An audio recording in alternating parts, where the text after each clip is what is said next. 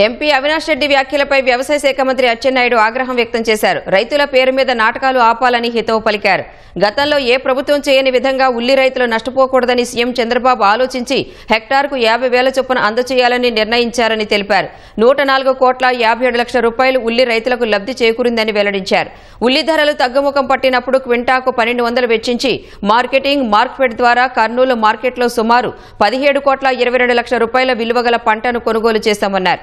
2020లో YCP హయాంలో ఉల్లి ధర పడిపోతే మద్దతు ధర 770 రూపాయలు ప్రకటించడం తప్ప చేసిందేమీ లేదని మండిపడ్డారు.